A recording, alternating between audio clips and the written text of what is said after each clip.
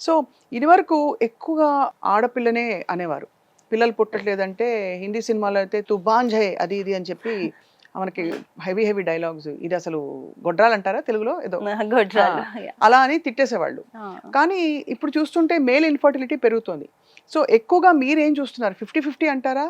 హ్మ్. 60, 40 అంటారా? I would say 60, 40 though books research ప్రకారంగా 50 అన్నా గూడా అసలు every second every male is ఏదో ఒక అబ్నార్మాలిటీ అయితే ఉంటుంది. హ్మ్. అది ఎందుకు అంటే ఇప్పుడు మెన్‌లో గూడా late marriages are one of the reason.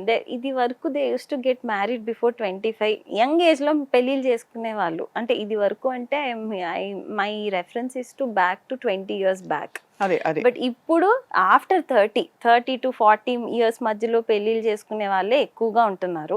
ఆ పీక్ టైంలో they have to focus on their career, finances చూసుకోవాలి. పేరెంట్స్ అంటే they have so many responsibilities on them. ఈ స్ట్రెస్ వల్ల దే ఎయిదర్ స్పర్మ్ క్వాలిటీ తగ్గిపోతా ఉంటది. లేదు అంటే అసలు న్యాచురల్‌గా వాళ్ళు ట్రైయే చేయరు. అంటే ఈ ఇంత మెంటల్ స్ట్రెస్ ఉంటే మెన్‌కి యూజువల్లీ సెక్షువల్ పెర్ఫార్మెన్స్ కూడా అంత బాగోదు. Right. So that will again lead to infertility. Keep on delaying. ఆ డిలేయింగ్ ప్రాసెస్‌లో పాపం వుమెన్ ఏజ్ పెరుగుతా ఉంటది. ఎట్ ఫైనల్ బ్రిమ్‌లో వస్తారు. వేరే నాకుండే ఆప్షన్ ఎయిదర్ డోనర్ స్పెర్మో, ఐవీఎఫ్ ఇలాంటి ఆప్షన్స్‌కే ఎండ్ అప్ అవుతారు. అది. బట్ ఇప్పుడిప్పుడు ఐ వుడ్ సే ఎడ్యుకేషన్ ఎక్కువైంది కాబట్టి అన్‌మ్యారీడ్ మెన్ గూడా వస్తున్నారు. ఓహో! Just to see. అంటే వాళ్ళకి ఆల్కహాల్, ఈ స్మోకింగ్ ఇవన్నీ అలవాట్లు ఉన్నప్పుడు ఎక్కడో అవును. ఈ కొంచెం ఫియర్ అనేది స్టార్ట్ అయ్యింది. Because back then 4 years back unmarried వాళ్ళొచ్చి సీమెన్ అనాలిసిస్ ర్యాండమ్‌గా చేయించుకునేదైతే చూడలేదు. బట్ ఇప్పుడు దే ఆర్ కమింగ్. వస్తున్నారు, చెక్ చేయించుకుంటున్నారు. They seeking medical help. Okay. ఇప్పుడు నాకు కౌంట్ తక్కువుంది. ఏం చేయొచ్చు?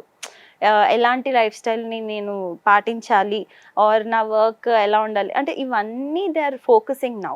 And right. మెన్‌కి మేజర్‌గా స్ట్రెస్.